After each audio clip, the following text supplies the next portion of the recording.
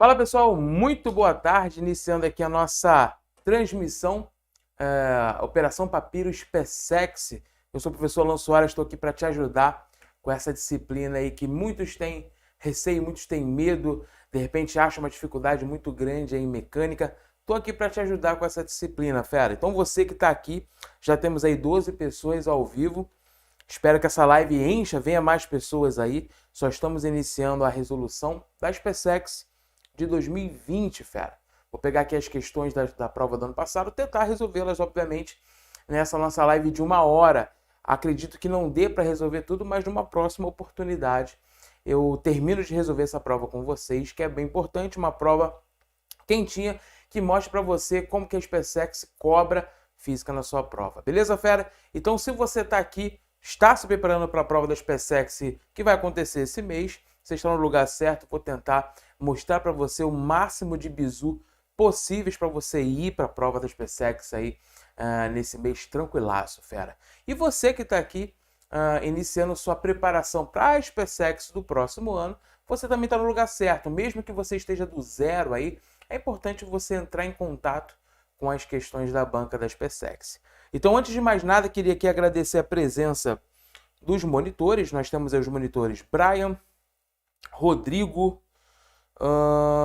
somente. Forte abraço aos monitores que estão sempre ajudando a gente aí nesse momento de sufoco de live, tá? Boa tarde aí, Juscelino, Edna, Mara, Lucas, Rodrigo, Bruno. Forte abraço, pessoal. Show de bola. Vou fazer um pedido para você, fera. Compartilha essa live aí com seus amigos, para a gente levantar essa live lá em cima, beleza? Marca lá no Instagram do AlphaCon, no meu Instagram, caso você não me siga, Física Sem Choro. Vou estar lá para te ajudar com várias dicas de física para PrEP, para EA, para AFEFON, Escola Naval, ITEM, o que você precisar, tem conteúdo bem bacana lá. Beleza, fera? Então vamos que vamos. Com certeza, Lucas, vai ser as mais pesadas. Com certeza. Mas vamos iniciar numa ascendência aqui, até para não assustar vocês, beleza? Pessoal, coloca aqui no chat de onde vocês estão. De onde vocês estão assistindo essa live. Tem uma galera aqui que já falou que é de São Gonçalo do Piauí. Coloca aí no chat. Tranquilo? Vamos iniciar a nossa resolução? Vamos nessa? Consigo ver aqui tudo que vocês colocam no chat, tá? Qualquer pergunta, só jogar aqui que em algum momento oportuno eu vou estar lendo para te ajudar aí. Show de bola? Então vamos aí para a primeira questão, galera. Questão na tela, a primeira questãozinha da prova da SpaceX de 2020. Veio o seguinte, olha só. Um lápis está posicionado perpendicularmente a um eixo principal e a 30 centímetros, tá, de distância do centro óptico de uma lente esférica delgada. Nota só, galera. Ele não falou para a gente que tipo de lente é, mas temos dois tipos de lente, as lentes convergentes e as lentes divergentes. Professor, qual é a diferença? Basicamente, a diferença é que uma lente consegue concentrar todos os raios luminosos em um único ponto, que é a função das lentes convergentes, convergem para um ponto. A divergência é o contrário, ela vai fazer com que os raios luminosos se afastem, vão para várias direções. E, cara, lentes convergentes têm todas as suas bordas ou bordos finos. Lentes divergentes têm bordos grossos, beleza? Continuando a nossa leitura. Cuja distância focal é de menos 20 centímetros. Então, ele está falando o seguinte para a gente, ó. O foco dessa lente vale menos 20 centímetros. E ele falou antes que a distância do objeto à lente é de 30 centímetros. Ele quer saber aí sobre a imagem do lápis, se ela é real, se ela é virtual, se ela é aumentada, se ela é diminuída. Enfim, fera, muito fácil aqui. Toda vez, cara, que o foco é o foco que vai dar a característica da lente. Se ela é uma lente que cria uma imagem real ou virtual, tudo bem? Então, se a lente ela tem um foco negativo, foco negativo, imagem virtual. Foco positivo, imagem sempre real. Então já sabemos que, devido ao foco ser negativo, a imagem só pode ser, nesse caso, virtual. Então, já vou colocar aqui, ó, imagem virtual. Beleza. Agora, como é que eu descubro se essa imagem ela é aumentada ou reduzida? Eu vou jogar na equação do aumento linear. Lembra que o aumento linear é o tamanho da imagem pelo tamanho do objeto, lá nas equações gaussianas? Mas também pode ser menos P' sobre P. E também pode ser foco dividido por foco menos P. Veja que essa terceira opção ela é mais confortável para a gente calcular esse aumento linear. O foco é menos 20, ou seja, menos 20 dividido por menos 20, menos 30. Então, veja que nós vamos achar menos 20 sobre menos 50. Menos com menos, mais. 0 com 0 simplifica, então o aumento linear é 2/5. Veja bem, fera, se o aumento linear é 2/5, isso significa que a imagem está sendo reduzida. Porque se o aumento linear é igual a 1, a imagem é igual. Se o aumento linear é maior que 1, a imagem é aumentada. Se o aumento linear é menor que 1, a imagem é reduzida. É só você gravar aqui, ó. Aumento linear igual a 1. Igual. Aumento linear maior que 1. Aumentada. Aumento linear menor que 1. Reduzida. E é o caso, né? Ela é uma imagem reduzida. Então, por isso, marcamos gabarito letra C. Foco negativo, imagem virtual. Aumento linear menor que 0, reduzida. Sempre. Tem uma outra ideia bem interessante para você gravar isso. Olha só. Imagina o seguinte, Vera. Eu tenho um aumento linear. Ele deu para a gente que esse aumento linear vale 1/3, né? Uma proporção 1/3 do objeto. Veja o seguinte. Veja que o numerador, que é 1, o numerador ele é menor do que o denominador. Concorda? 1 é menor que 3. Então, o numerador é menor que o denominador. Mas você vai lembrar que o aumento linear é I sobre O. Então eu posso dizer que I está sendo menor que O. Tudo bem? Porque esse aumento linear diz que é 1/3. Então, tá vendo que a imagem é menor que o objeto. Outra coisa aqui é olhar para o sinal. Qual o sinal que está aparecendo aqui no 1/3? Professor, positivo. Se positivo, e aí você vai lembrar que o aumento linear é menos P' sobre P, não é isso? Se positivo, significa que P' deve ser negativo. Porque menos com menos, mais. Então, P' é menor que 0. Por isso a gente chama de uma imagem virtual, né? Porque segundo Gauss, se a distância é negativa, significa que uma imagem ela é dita virtual. Beleza, fera? Então volta para o slide aí para você pegar a resolução da nossa primeira questão, hein? Enquanto isso aqui, vou ler o chat. Dom Pedrito, Milton Rodrigues, forte abraço, Milton. Parintins, Amazonas, Tatiana, legal, Tatiane. Eduardo Lima, Natal, gosto muito, Natal sensacional. Mato Grosso, Cuiabá, Murilo Vieira, forte abraço, Murilo. Piauí, Teresina, Bruno. Cuiabá, Elson Lucas. Monte Carmelo, Minas Gerais, Lucas Soares. Oliveira, Minas Gerais, Bernardo. Renato Moura, Calçado, Pernambuco. Legal, Pernambuco é a casa do Leone. Leone Maltz, nosso professor de Direito. Cara fera demais, gente. E aí, galera, tranquilo nessa primeira questão? Para nada, né? Foi aquele bicho de 7 cabeças, né? Agora, a próxima questão, fera, ela é chata. É uma questão que envolve quantidade de movimento. E é recorrente na prova da SpaceX.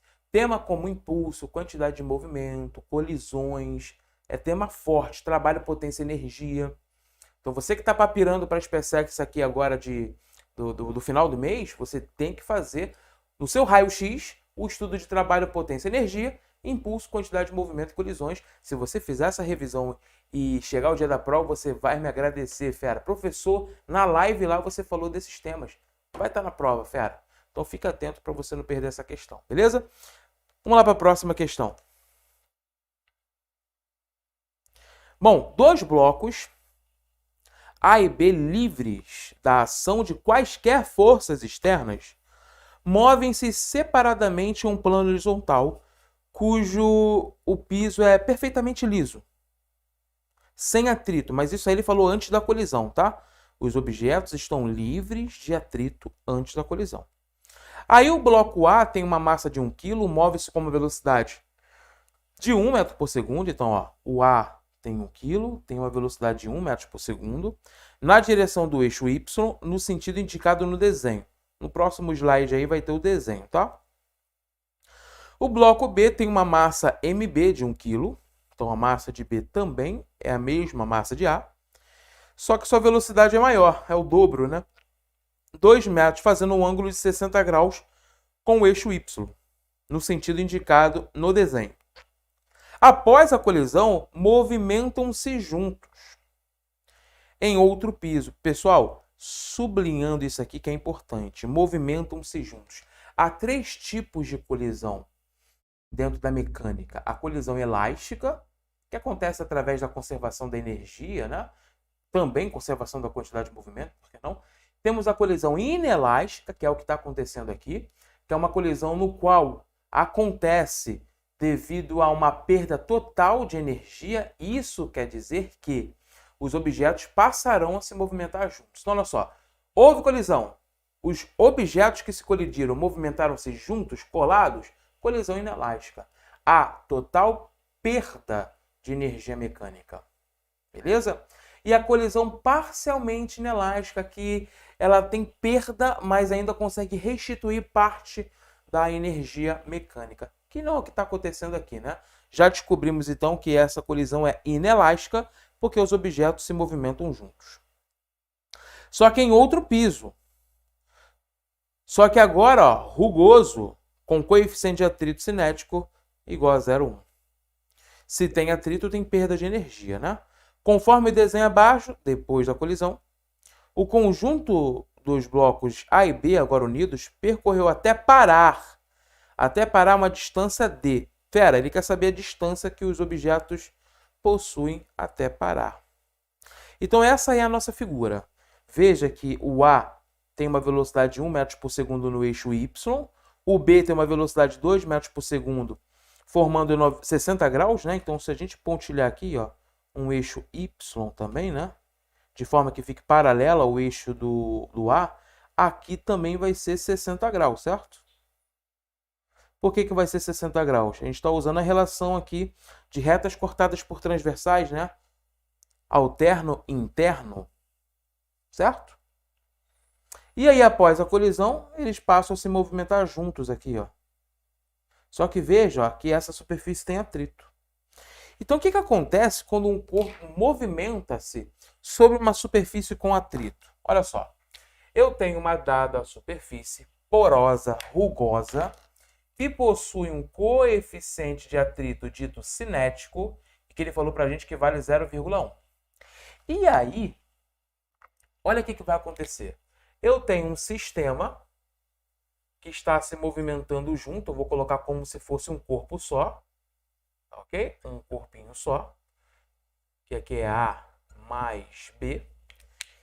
E esse sistema, ó, possui movimento. Tem uma velocidade após a colisão, que eu vou chamar essa velocidade de VAB'. VAB' é a velocidade que esses dois objetos têm após a colisão. Calma, dá para calcular isso fácil. Mas olha só, ele está se movimentando numa superfície que possui atrito, então vai existir uma força de atrito oposta ao movimento. E esse objeto para, ou seja, sobre ele atua uma força resultante. Essa força resultante é a soma de todas as forças externas igual a massa vezes aceleração. Isso aqui, fera, é a segunda lei de Newton. Tudo bem? Qual é a força que atua sobre o corpo? Fat. Professor, tem peso e tem normal para cima. Tem, elas se cancelam. Haja vista que o objeto não sobe nem desce. Então, de forma resultante aqui, que faz o objeto ter um movimento retardado, porque a velocidade diminui, é o Fat. Fat é igual à massa que o corpo tem vezes a aceleração. Lembrando, o Fat aqui é uma força opositora, então tem que ser negativa, né? Forças opositoras são forças negativas. Fat, μ vezes a normal, que é igual a massa vezes a aceleração. Lembrando que nesse caso, exclusivamente nesse caso, a normal se cancela com a força peso, né? Exclusivamente nesse caso, ó. Porque a gente vai ter a força peso para baixo, a força normal para cima que se cancelam. Então aqui vai ficar, ó, menos μ vezes mg é igual a ma. Posso simplificar, ó, massa com massa. Então a aceleração vai ser o quê, pessoal? Menos 0,1 vezes a gravidade, que é 10. Logo, a aceleração vale menos 1 metros por segundo ao quadrado. Ah, calculei a aceleração. Agora eu sei que realmente esse corpo está retardando. Como assim está retardando, professor? A aceleração não é negativa? Após a colisão, ele começou a movimentar-se em uma superfície porosa, com atrito, rugosa. Existe uma força opositora ao seu movimento. Essa força opositora imprime a esse corpo uma aceleração negativa. Então, esse cara está descrevendo um movimento retardado. A variação da velocidade é menor que zero. A velocidade diminui até que o objeto pare, né? Só que ele quer calcular o deslocamento. Eu posso calcular o deslocamento por Torricelli, ó. V ao quadrado é igual a V0 ao quadrado menos 2A delta S. Por que que aparece esse menos aqui, pessoal? Isso, fera. Boa. Porque o movimento é retardado. Bom, a velocidade final é zero.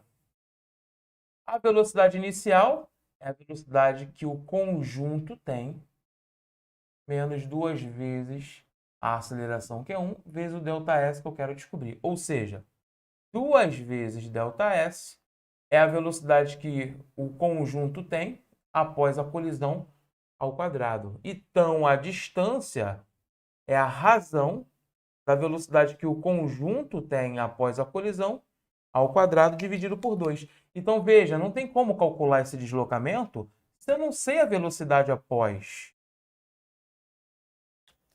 Não sei essa velocidade.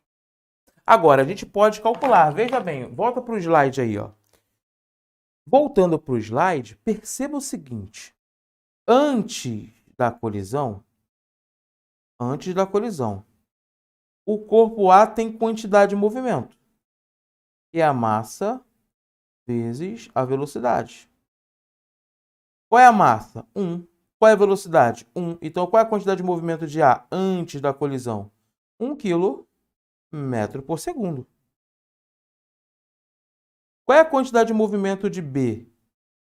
É a massa de B vezes a velocidade de B.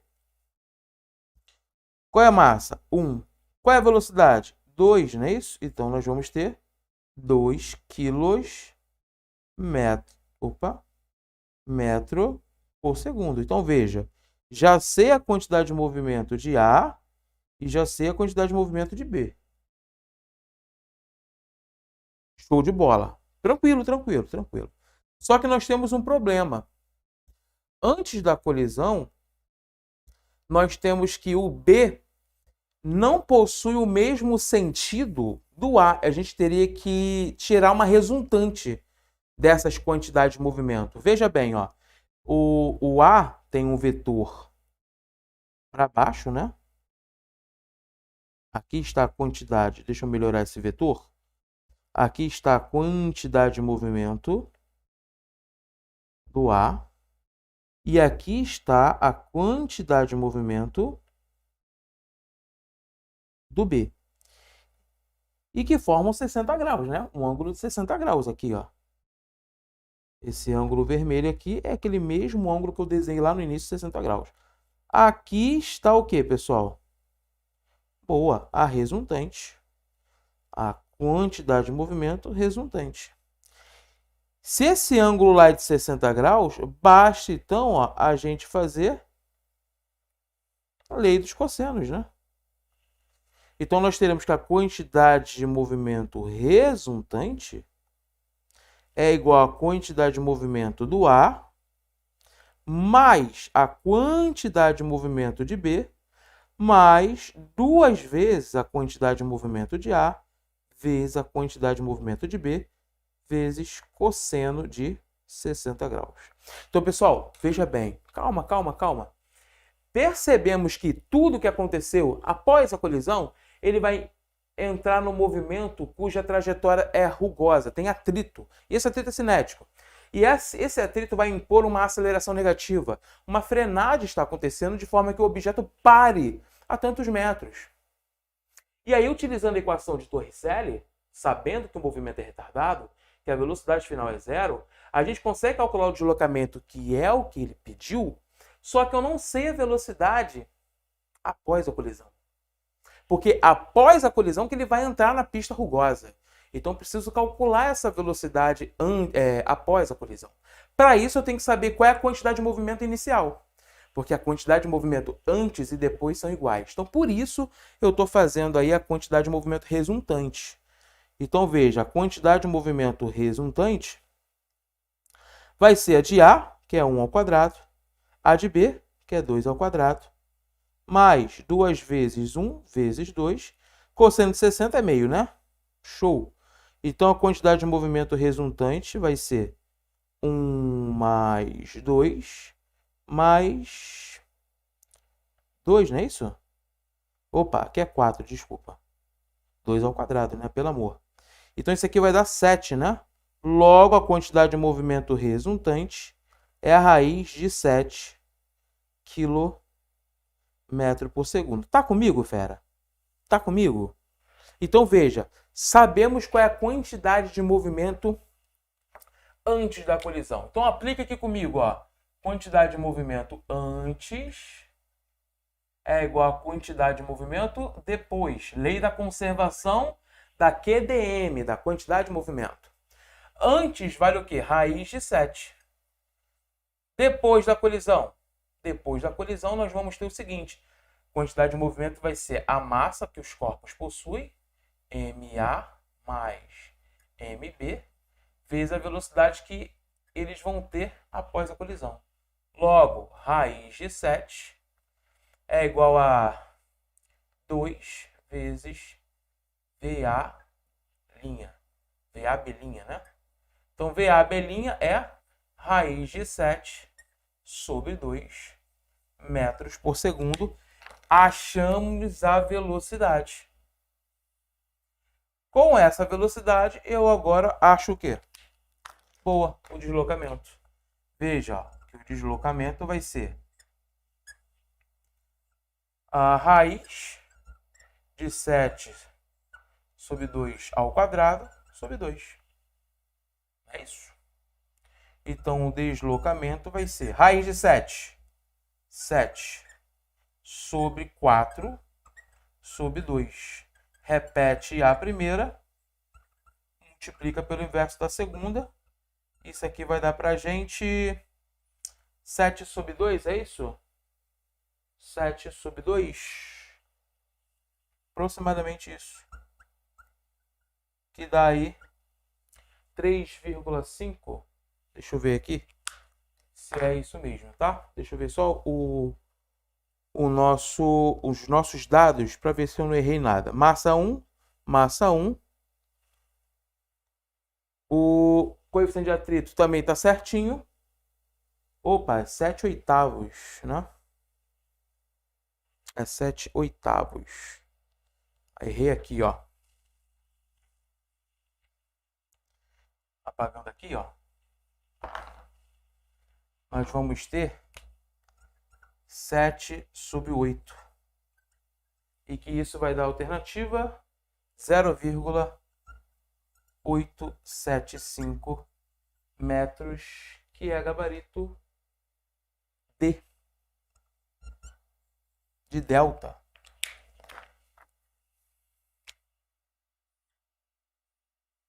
E fecha caixão. Show de bola, galera? Beleza, deixa eu só sair da frente aqui para você fazer o print da tela toda, né? Deixa eu ver aqui os comentários.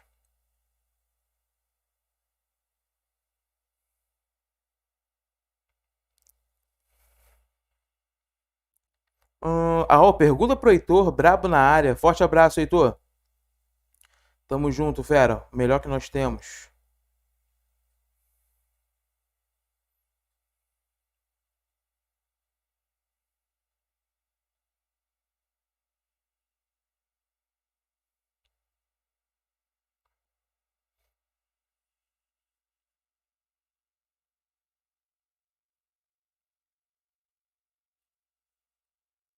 Vamos lá ver esses comentários. Abner, sou mais. Show de bola, Abner. Galera, o que vocês estão achando aí da resolução? Manda aqui no chat. Gostaram? Conseguiram entender? Querem que eu volte a algum ponto importante aí? Quero ajudar vocês, cara. Se você tem dificuldade física, conte comigo aí, seja aqui no AlphaCom, seja no meu Instagram, Física Sem Choro. Dá um pulo lá, confere o que tem lá de material que é bem bacana. Com certeza eu vou te ajudar bastante, tá? Qualquer dúvida, é só colocar aqui que eu respondo a você, tá? Vou jogar no slide para você ver também o que foi feito. Eu calculei a quantidade de movimento antes para fazer quantidade de movimento igual a depois. Tudo que eu fiz aqui no slide, pessoal, foi antes da colisão. Para que a gente mate a questão no processo final. Beleza?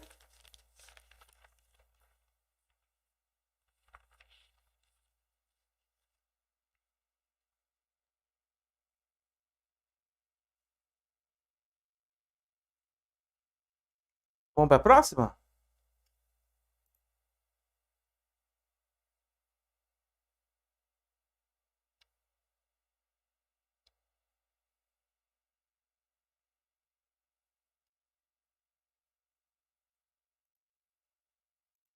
Vamos nessa então, próxima questão, gente.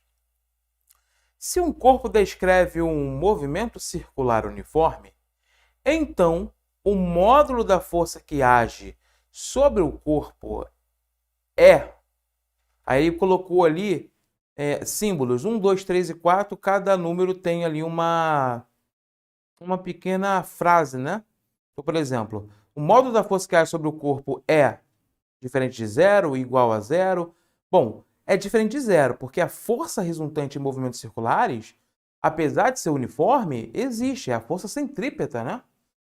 De qualquer maneira, eu vou desenhar aqui no quadro para a gente discutir o que é o MCU. Isso é importante, tá? Então aqui, ó, apagando essa brincadeira aqui. E vamos fazer aqui o nosso movimento circular. Veja bem, pera.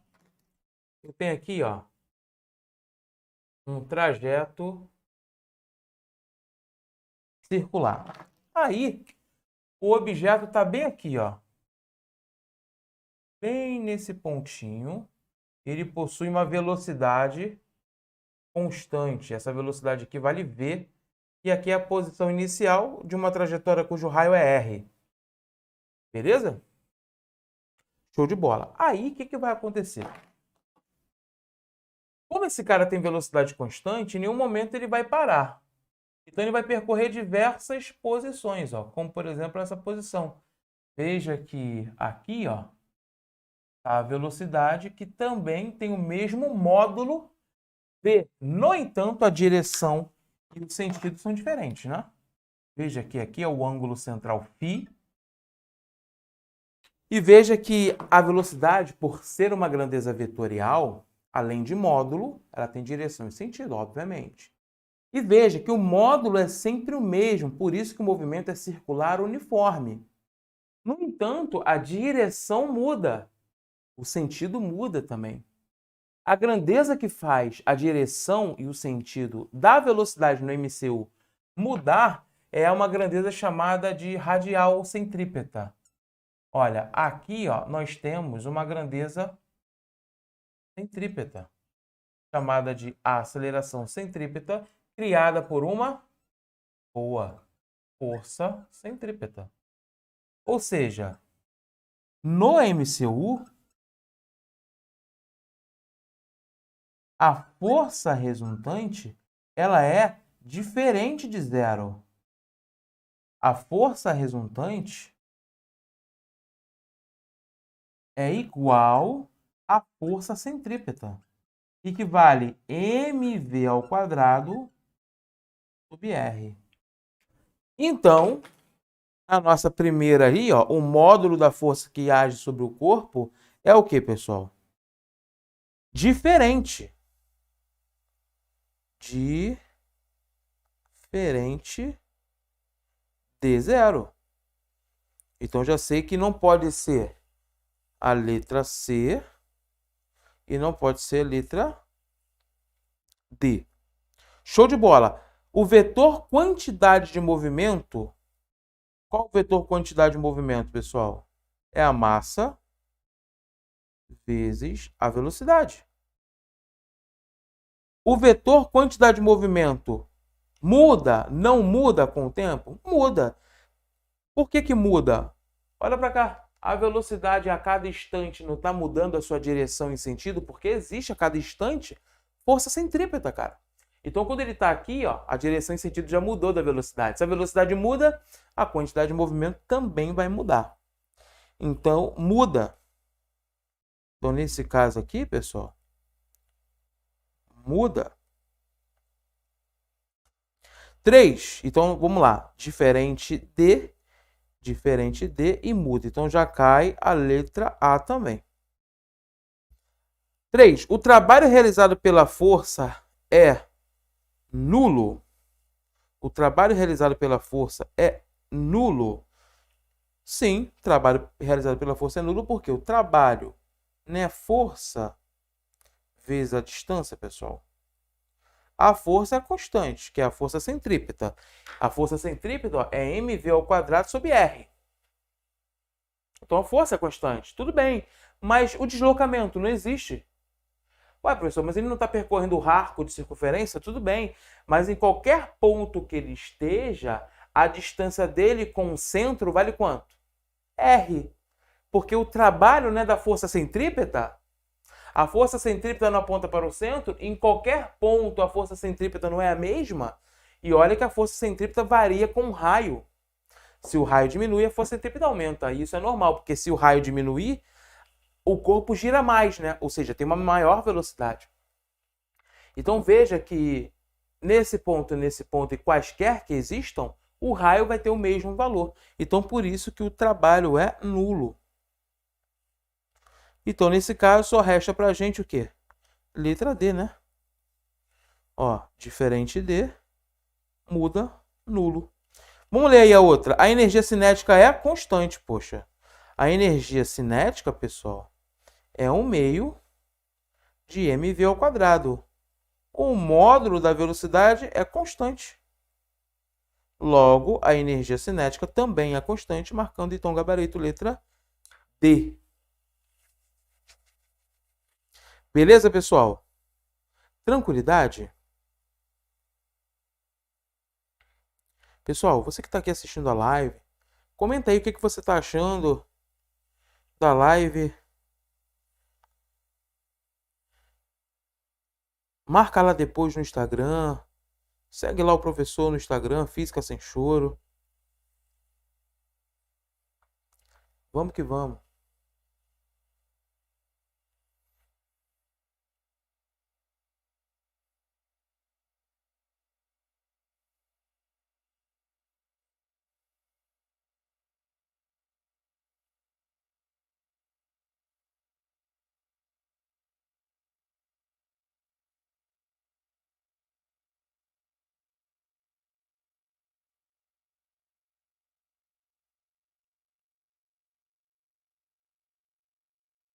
Vamos nessa? Próxima questão? Tá aí, ó. Próxima questão, MHS, movimento harmônico simples. Vamos lá. Um ponto material oscila em torno da posição de equilíbrio O em movimento harmônico simples, é o famoso MHS. Conforme o desenho abaixo, a energia mecânica total do sistema é de 0,1 Joule. Então, ele está dando para a gente uma energia mecânica. E vale lembrar que a energia mecânica, pessoal, é a soma da energia cinética mais a energia potencial. Seja ela gravitacional ou elástica. Isso vale 0,1 Joule. A amplitude da oscilação é de 10 centímetros. E o módulo da velocidade é de 1 metros por segundo. Tá? O módulo da velocidade é de 1 metro por segundo. Velocidade máxima, tá? Os extremos da trajetória desse movimento têm velocidades iguais a zero, tá? Nos extremos. Desprezando as forças dissipativas, a frequência de oscilação em Hertz será. Pessoal, o MHS nada mais é que um movimento periódico, um movimento que acontece. Por exemplo, na questão anterior nós vimos movimento circular. É um tipo de movimento periódico. Por quê? Em algum momento o cara vai dar uma volta completa, ele repete uma posição. A partir dessa, ele começa a repetir diversas posições.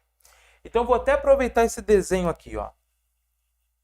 Veja comigo, então. Vou aproveitar esse desenho e eu vou te mostrar que ele, sim, ele também é um movimento harmônico simples. Veja o seguinte, olha. Essa aqui vai ser a nossa trajetória de amplitude. Veja que quando o corpo está passando na posição S0, ele estaria aqui, ó. Certo? Ele estaria se movimentando em relação ao eixo X para a esquerda. Por quê? Agora ele vai estar aqui, ó. Se ele está aqui, ó, deixa eu apagar isso, isso aqui, isso aqui, isso aqui, ó, para a gente ter uma melhor experiência com o desenho. Olha, quando ele está naquela posição lá que eu vou chamar de S1, ele vai estar aqui, ó. Quando ele estiver aqui no pico, ó, passando em cima aqui do centro do movimento, ele vai estar nesse ponto. E nesse ponto, a sua velocidade vai ser um valor que eu não vou determinar o valor ainda. Eu vou deixar ali como V. A gente vai discutir se essa velocidade é máxima ou mínima, tá? E aí vamos supor que ele chegue aqui agora, ó. Nesse pontinho aqui, ó. Ele vai estar nessa posição aqui, ó. Beleza? Só que agora ele vai estar o quê? Voltando, ó. Porque se ele estivesse aqui agora, ó, ele estaria indo para a direita. Então veja que é como se fosse projeções, tá vendo? Perceba então que quando o cara faz esse movimento, quando ele está aqui, ele está aqui. Se ele vem para cá, ele está aqui, a sombrinha dele. Se passar no ponto de maior altura aqui, ele vai estar aqui. E depois ele volta tudo isso. Perceba que isso aqui são extremos, ó. A velocidade aqui no extremo é zero. Porque ele precisa fazer uma inversão de movimento. Se ele vai fazer uma inversão, ele precisa parar. Aqui é a mesma coisa, ó. A velocidade nos extremos é zero. Ou seja, aqui ó, a velocidade é máxima, onde tem maior energia. O movimento harmônico simples funciona dessa maneira. É um movimento no qual há repetição. Para que haja repetição no movimento harmônico, ele precisa fazer inversões. Quando ele chega aqui, ele não vai mais para lá, então ele tem que inverter. Ou seja, ele volta. Quando ele chega aqui, precisa inverter. E para que haja inversão, a velocidade tem que ser zero. Lembra lá de cinemática? O objeto teve uma inversão. Ele precisa retardar para depois acelerar. Beleza, então como é que eu calculo essa frequência, fera? Eu posso usar a equação da velocidade em movimentos periódicos, que é 2π r vezes a frequência. A velocidade ele deu para a gente 1 vezes 2π. Qual é o raio? O raio é 0,1, que é a amplitude, né? Porque veja, a amplitude de oscilação é isso aqui, ó. Desse ponto até esse ponto é amplitude positiva. E desse ponto até esse ponto, né, o raio É o raio. Então, eu posso dizer que esse raio é a própria amplitude. Bom, então nós vamos ter que F vale 1 sobre 0,2 π. Que é a mesma coisa que 5 sobre π, né? 1 dividido por 0,2 é 5. Hertz, marcando, então, gabarito letra C. Foi, fera, beleza? Então, chegamos na nossa resolução de questão de MHz.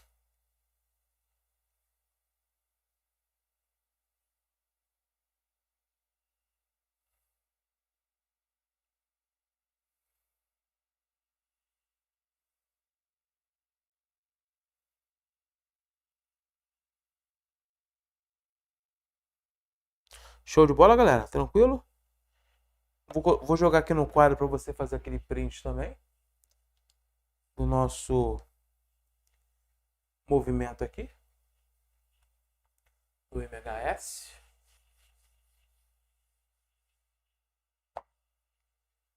Beleza? Eu posso escrever, ó.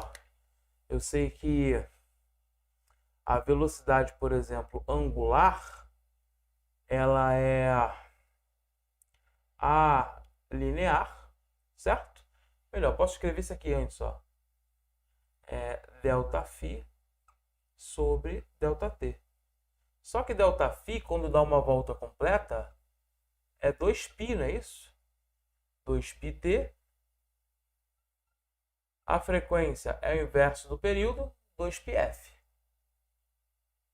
E aí eu sei que a velocidade linear é a angular vezes o raio, né? Então, por isso que eu escrevi isso, ó, que a linear é a angular 2πf vezes o raio. Ou 2πr vezes a frequência, enfim. Então, eu usei essa expressão porque vem daqui que nasce do MCU. Beleza, fera? Tranquilo, né? Próxima questão. Uma questão sobre eletrostática. E vou te falar, essa questão muita gente resolveu de uma forma bem difícil. Mas que você poderia resolver com uma velocidade bem maior. Um campo elétrico é gerado por uma partícula de carga pontiforme que, e essa partícula tem 5 vezes 10 elevado a menos 6 coulomb no vácuo. O trabalho realizado pela força elétrica para deslocar a carga de prova de 2 vezes 10 elevado a menos 8 coulomb do ponto X para o ponto Y, que estão a 0,2 e 1,5 metros da carga Q, respectivamente, conforme o desenho abaixo. E aí ele deu a constante, ele quer saber o trabalho. E aí você precisa lembrar o seguinte, fera, que o trabalho nada mais é que a ação de uma energia que faz um sistema movimentar-se quando submetido a um campo elétrico. Então, olha só. Imagina o seguinte aqui, ó. Vou pegar aqui o piloto. Vamos supor aqui que eu tenha uma carga geradora de campo. Essa carga ela é positiva, tudo bem? E aí, nesse pontinho X aqui, ó. Nesse pontinho X, eu soltei uma partícula positiva. E aí eu te pergunto, fera, partícula positiva se atrai com partícula negativa? Não. Então vai haver uma força de repulsão. Vai haver uma força de repulsão. E aí ela vai se movimentar até chegar em um ponto. Eu vou chamar de ponto Y. Tanto faz, tá, gente? A trajetória, o trabalho independe. O trabalho independe da trajetória. Então essa partícula, ó, ela vai ter nesse ponto Y um outro potencial elétrico. E aí eu posso dizer, pessoal, que o trabalho é a carga vezes a diferença do potencial elétrico. Beleza? Cuidado! Nos livros colocam como ΔU variação, mas isso aqui não é variação. Aqui é diferença. Variação é final menos inicial. Aqui no trabalho, não. Aqui no trabalho vai ser a carga vezes o potencial inicial menos o potencial final. Por quê? Isso não é delta. Isso aqui, ó, é diferença. Há uma grande diferença, né? Desculpa o trocadilho, entre diferença e variação, né? Então, cuidado, não é o delta, tá? Então, vamos lá. O trabalho vai ser, então, a carga vezes a diferença dos potenciais. Lembra que o potencial é Q sobre D, né? Q sobre D. Então, o trabalho vai ser Q vezes V Q sobre dx, opa, K, desculpa, KQ sobre dx, que é o início, né? Menos KQ sobre dy. Ele vai daqui, ó, até aqui, né? Beleza, então o trabalho vai ser 2 vezes 10 elevado a menos 8 vezes 9 vezes... Eu posso fazer o seguinte, eu vou colocar em evidência. Não vou fazer muito cálculo, né? Eu posso fazer o seguinte em evidência, KQQ vezes 1 sobre dx menos 1 sobre dy. Senão eu vou fazer muito cálculo, né? Besteira. Vou mudar até aqui a cor do piloto. Nós vamos ter, então, 9 vezes 10 a nona, vezes 5 vezes 10 elevado a menos 6, vezes 2 vezes 10 elevado a menos 8, vezes 1 sobre 2 vezes 10 elevado a menos 1, menos 1 sobre 1,5, né? Vou até transformar isso aqui, não. Vou deixar em 0,2. Show de bola, gente? Então, o trabalho vai ser 9 vezes 10 elevado a 9 com menos 8, 1. Isso aqui vai dar 9 menos 4, né? 9 vezes 10 elevado a menos 4 vezes 1 sobre 0,2 menos 1 sobre 1,5, né? Então, o trabalho vai ser igual a quanto, hein? Isso aqui vai dar 9 vezes 10 elevado a menos 4. Vai dar 3,9. Vezes 10 elevado a menos 3 joules. Com isso, marcando, então, o gabarito letra E. Tá? Dei um pulo do gato aí, gente. Só fazer esse MMC aí. Esse MMC vai ficar aproximadamente 0,04. Aproximadamente isso. Show de bola, gente? Tranquilo? Então fica atento aí, ó. Se você só lembrasse que o trabalho não é delta U, é DU, onde D é diferença, você ia mandar bem.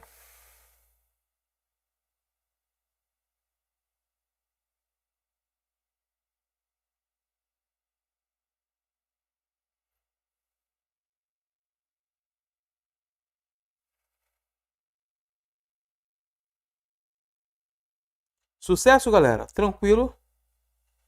Pessoal, larga o dedo no like aí para ajudar o prof. Vamos que vamos. Próxima questão aí. Para a gente papirar. Questão bem bacana, hein? Sobre máquinas térmicas. Olha aí, ó. Considere uma máquina térmica que opera um ciclo termodinâmico que realiza trabalho. A máquina recebe 400 joules de energia da fonte quente, cuja temperatura é de 400 Kelvin, rejeita 200 joules. Bom, se a máquina rejeita 200, então já sei que o rendimento da máquina é 50%, porque se ela rejeita 200, ela só utiliza 200%, 200 joules, né? Logo, o rendimento dela é de 500. Fácil calcular isso, né? ela recebe 400, eu só uso a metade, então meu rendimento é de 50%. Beleza, aí olha só, analisando o ciclo termodinâmico exposto acima, conclui-se que a máquina térmica é Bom, se ela está utilizando calor, gente, ela está pegando 200 joules de calor, ou seja, ela está funcionando com 50% de energia. É um motor elétrico, então eu descarto quaisquer opções de refrigeradores. Se ela cedesse calor, aí tudo bem, ela é um refrigerador. Bom, então já sei que é motor elétrico. No 1. Essa máquina térmica, a primeira lei da termodinâmica, bom, ela respeita a primeira lei da termodinâmica. Por quê? A primeira lei da termodinâmica diz que o rendimento de uma máquina tem que ser menor que 100%. E ela está sendo uma máquina que respeita essa condição. Então, essa máquina térmica atende. Então, por enquanto, já descarto a letra D. Ficando, então, entre C e E. Bora lá. O rendimento dessa máquina é 50%? É igual. Show de bola. Então, nós temos motor elétrico, atende, igual a, marcando o gabarito. Letra E. Beleza, galera? Tranquilidade, né? Pelo amor de Deus, essa foi bananada.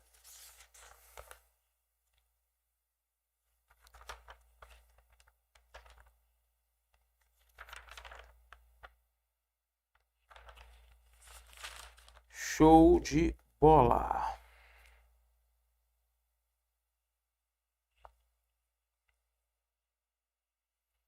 Beleza, pessoal?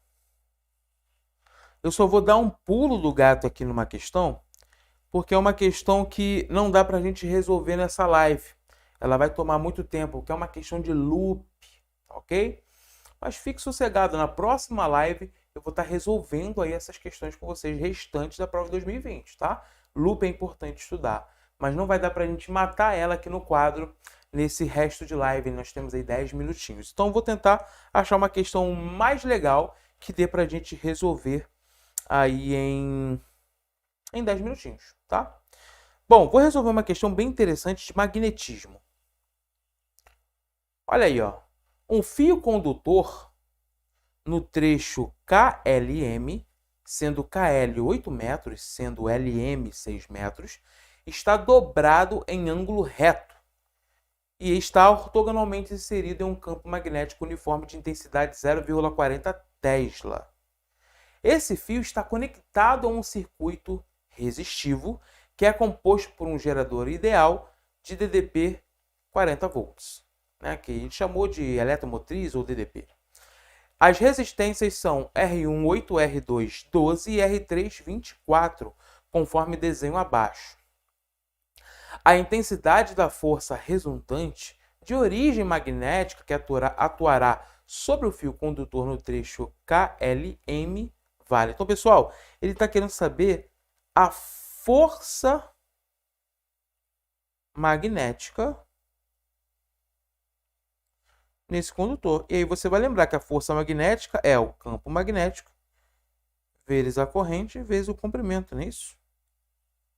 A gente pode usar aí essa expressão. No entanto, a gente vai ter força magnética tanto no KL quanto no LM. Então, a gente vai ter que fazer uma resultante aqui daqui a pouco, tá? Daqui a pouco a gente faz essa resultante aí.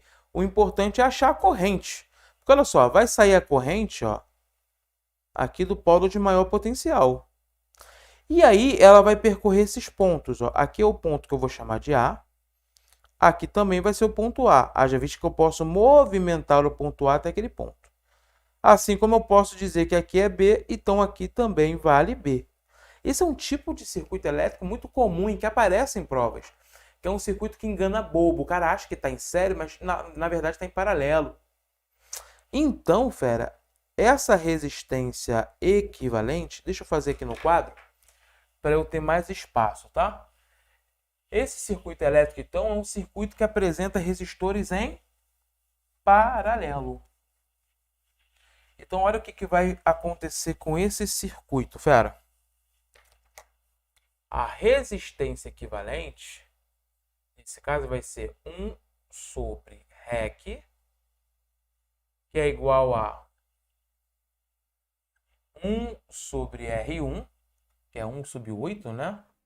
Mais 1 sobre 12, se eu não me engano. 1 sobre 12, mais 1 sobre 24. Beleza? Se a gente pegar esse MMC vai dar 24, né? Faz aí que você é mais rápido que eu, ó. Vai dar 24. Ou seja, aqui é 3, aqui é 2, aqui é 1. Então, 1 sobre REC vai ser igual a 3 mais 2 mais 1 sobre 24. Que é a mesma coisa que 6, 5, 6, né? 6 sobre 24. Ou seja, a resistência equivalente, invertendo, vai ser 24 sobre 6, que dá 4 ohms. Até aí eu acredito que você não teve dificuldade alguma de resolver essa questão. Até aí eu sei que vocês não tiveram problema, tá? Então, sabendo identificar o circuito elétrico, matei. Agora vamos achar a corrente, né? A DDP é de 40. Olha só. Primeira lei de Ohm. U é igual a REC vezes I. U é 40. A REC é 4. Então essa corrente vale quanto? 10 amperes, é isso? A corrente vale 10 amperes. Show de bola. Agora, olha só. Agora que vem aquelas jogadas da regra da mão direita, até para você identificar o sentido da força, né? Vamos ver se vai precisar fazer isso. Ele deu para a gente o seguinte aí. Bom, X significa que está entrando, né? O campo elétrico está entrando. A corrente está para baixo, né? Então, veja bem, ó. Se a gente for escrever aqui, ó. Aqui está o fio. Está o fio, ó. Condutor.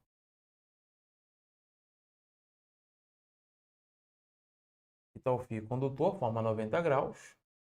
Aqui estão os X, ó. Do campo magnético. E agora nós vamos fazer a regra da mão direita. É fácil, fera. Vem comigo, olha. Mão direita, fera. Dedão, sentido da corrente. Os 4 dedos aqui, ó, a ponta dos 4 dedos, sentido do campo. O tapa é a força. Novamente, corrente, campo, força. O campo está o quê? Entrando. Mas a corrente está para onde? Para baixo, não é isso? Ó? Porque o circuito elétrico ele vai fazer isso, né? Ó, passa por todas as resistências, a corrente vem daqui, ó. Então, ó, corrente para baixo, olha o dedão, campo entrando. Então, nesse fio, a força está para lá, certo? Não, porque aqui, ó, é movimento de elétrons. Então a força muda o seu sentido. Detalhe importante isso aqui é a mamata, é um néctar, tá? Ó, corrente para baixo, campo entrando, a força era para estar para lá, que é o tapa. É o tapa. Mas como é elétron, o sentido da força é o oposto. Então, na verdade, a gente vai ter aqui, ó, o sentido da força assim. Esse aqui é o sentido da força. Esse fio é o fio KL. Aqui, ó, é o fio KL. Aqui é o fio LM. Mesma coisa, ó, corrente está para lá, campo está para cá. A força está para onde? Para baixo, mas inverte. Então a força vai ficar para onde? Para cima. Então veja bem, ó. Eu tenho uma força para cá. E eu tenho uma força para cá. São ortogonais, né? Se são ortogonais, ó, a força sobre o fio LM, a força sobre o fio, KL. Aqui está a resultante, ó. Então, a força resultante, que é o que ele pediu ao quadrado, é a força LM ao quadrado mais a força KL ao quadrado. Agora é só a gente calcular essas forças e jogar aqui no Pitágoras, né? Show de bola? Então, olha só. Força magnética lá no fio KL. O campo é 0,4. A corrente é 10, o fio é 6. Então, nós vamos ter 24 newtons. A força magnética no fio LM vai ser, então, 0,4 vezes 10 vezes 8, que vai dar 32 newtons. Então, a força resultante ao quadrado é 24 ao quadrado mais 32 ao quadrado, fera. Que é a mesma coisa que a raiz de 1.600. Que dá 40, né? Nesse caso, gabarito letra B de bravo. Beleza, fera? Então, voltando aqui no quadro para você pegar todos os bizus, né? Aqui eu fiz a resistência equivalente, achei a corrente do circuito. Feito isso, a parte lá do fio onde está imerso em um campo magnético, eu vou ter os vetores da força magnética em KL, o vetor força magnética em LM, calculo a força magnética em cada fio e depois eu faço o Pitágoras para achar a resultante. Ele quer a resultante. Tudo bem? E depois eu jogo aí nessa expressão da força magnética em fios condutores. Show de bola, galera! Infelizmente chegamos aqui no final da nossa transmissão de física para a SpaceX. Passou rápido. Espero que eu tenha conseguido te ajudar nessa caminhada rumo à aprovação, rumo à SpaceX. Conte comigo, conte aqui com a UlfaCom, que está entregando em você sempre conteúdo gratuito para você aí ter a melhor preparação possível, na melhor maneira possível, tá? Se você quiser seguir lá o professor, Física Sem Choro é o meu Instagram. Vou estar muito feliz de ter você por lá seguindo. Tem muitas dicas interessantes que podem ajudar você aí na SpaceX. Beleza, fera? Tamo junto, conte comigo. Forte abraço. Deixa eu dar uma olhadinha aqui no chat, se tem alguma pergunta antes de sair. Lucas Soares, aí, acabei resolvendo, Lucas, a 29. Então, galera, finalizamos aqui. Muito obrigado aí pela sua parceria, pela sua presença aqui na live. Tamo junto, forte abraço.